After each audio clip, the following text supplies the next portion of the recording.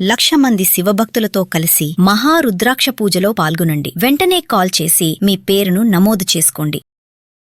నమస్తే, welcome back to Suman TV. Present మనతో పాటు ఉన్నారు జ్యోతిష్య, మంత్ర, యంత్ర, తంత్ర, వాస్తు, శకున శాస్త్ర నిపుణులు ముక్కామల చంద్రశేఖర శర్మ గారు.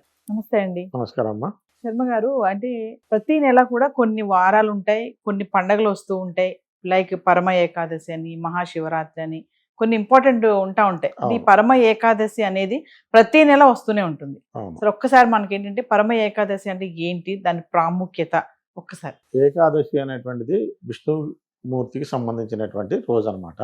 ఆ రోజు కనుక మనం విష్ణుమూర్తిని కనుక పూజించినట్టయితే కనుక చాలా అత్యున్నతమైనటువంటి పుణ్యఫలం అనేటువంటిది లభిస్తుంది.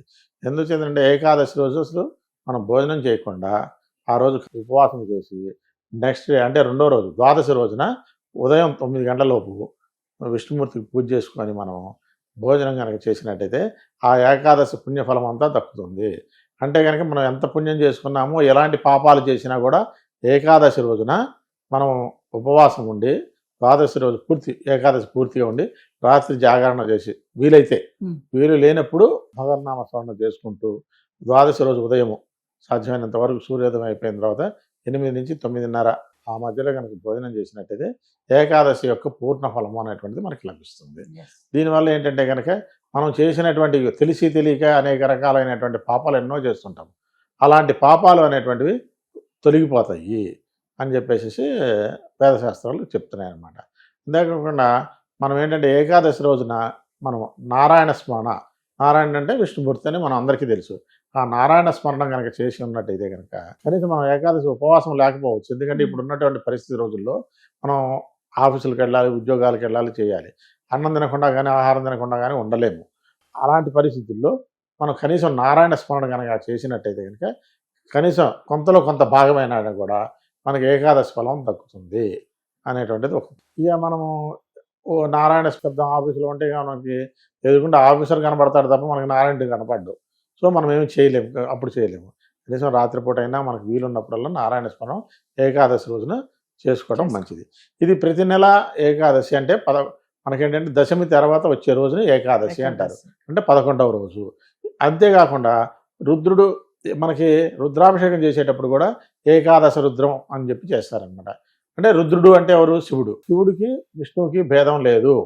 ఏకాదశ రుద్రాభిషేకం చేయండి అని అంటారు. అంటే ఏకాదశి 11 రుద్రాలు కనుక 11 రుద్రాలు ఉంటాయి. ఆ 11 రుద్రాలు కనుక ఏకాదశి రోజున మనం విష్ణుమూర్తికి శివకేశవులకు భేదం లేదన్నాం కాబట్టి ఆ రోజు పరమేశ్వరుని పూజించిన, అభిషేకం చేసినా కూడా అంతే ఫలం కూడా దక్కుతుంది మనకి. కానీ నారాయణుడు మనకి ఏంటంటే మనం తొలేకాశి అంటాము. తొలేకాశి అంటే ఉత్తరాయణ కాలంలో తొల ఏకాదశి. ఆ ఉత్తరాయణంలో విష్ణుమూర్తి కళ్ళు తెరిచి లోకాన్నంతా పరిసరం. మళ్ళీ దక్షిణాయన సమయం వచ్చేసరికి ఆయన యోగ నిద్రలోకి వెళ్తాడనమాట. ఆ కాలం అంతా మనకు దక్షిణాయనం అంటారనమాట. ఈ మొదటి 6 నెలలు ఉత్తరాయణ కాలంలో పుణ్యకార్యాలు ఏమైనా అంటే విగ్రహ ప్రతిష్టాపనలు కానీ, దేవాలయ ప్రతిష్టాపనలు కానీ, ఇలాంటివి మంచి మంచి కార్యక్రమాలు ఏమైనా ఉంటాయి ఉత్తరాయణ కాలంలో చేస్తే, ఉపనయనాలు అలాంటివి చేస్తే చాలా మంచిది. దక్షిణాయన కాలంలో చేసే పండుగలు వేరే ఉంటాయి. అది మనం అది వచ్చినప్పుడు మనం చెప్పుకుందాం అనమాట. సో ఈ ఏకాదశి చేయటం వల్ల అనేక రకాలైనటువంటి పుణ్యఫలాలు మనకు దక్కుతుంది. అంతేకాకుండా మనం ఏంటంటే ఈ ఏకాదశి కనీసము ఒకటి ముఖ్యంగా అట్లీస్ట్ మనకు నారాయణ శబ్దం మనం పలకలేకపోతున్నాము, ఉపవాసం ఉండట్లేదు, ఏమి చేయట్లేదు, కనీసము ఉల్లిపాయ ఆనియన్ అనేటువంటిది ఆ ఒక్కరోజు తినకుండా ఉన్నట్టయితే కనుక మనకి చాలా పుణ్యఫలం అనేటువంటిది వస్తుంది. ఆ ఉల్లిపాయ కనుక ఆ రోజు ఏకాదశి రోజున కనుక సేవిస్తే అంటే భుజిస్తే కనుక బ్రహ్మహత్యా పాదకం కన్నా ఎక్కువ పాపం చుట్టుకుంటుంది అనేటువంటి వేదశాస్త్రం చెబుతుంది. కాబట్టి చాలా మంది ఏంటంటే ఏకాదశి రోజున ఉల్లిపాయ అనేటువంటిది అసలు ముట్టుకోకుండా ఉండటం చాలా మంచిది.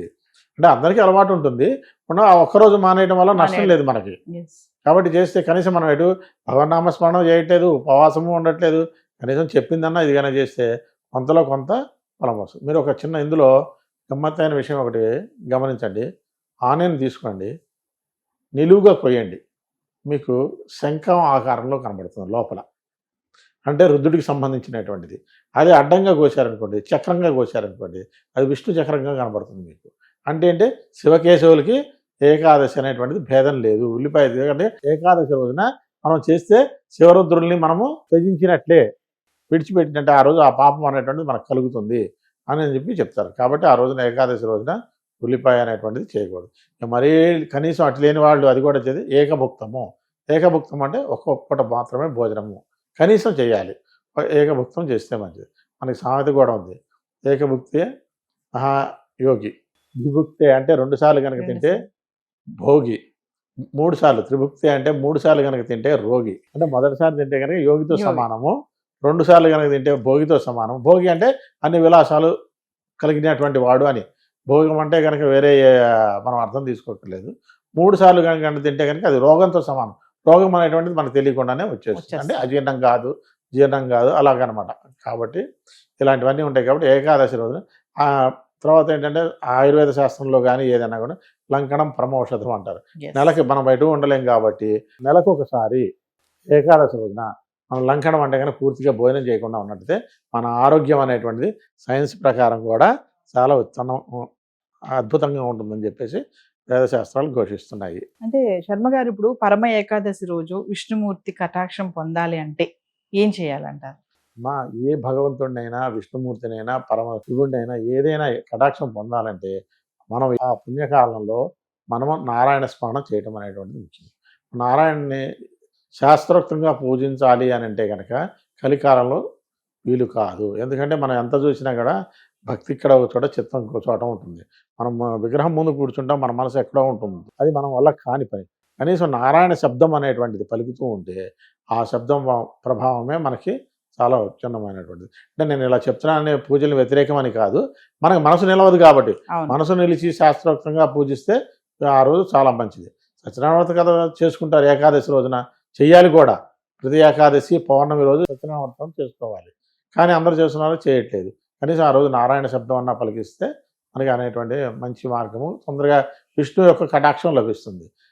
లక్ష్మీ కటాక్షం కన్నా విష్ణు కటాక్షం కనుక లభించిందంటే ఆటోమేటిక్గా మనకి లక్ష్మీదేవి ప్రసన్నం అవుతుంది. ఎందుకంటే ఆయన భార్య కాబట్టి నా భర్తను పూజిస్తున్నారు అనే దీంతో మనకి సర్వ సౌభాగ్యాలు అనుగ్రహిస్తుంది. కాబట్టి ఏకాదశి రోజున మనం విష్ణుమూర్తిని కనుక పూజించినట్టయితే అనేక లాభాలు అనేటువంటివి ఉన్నాయి.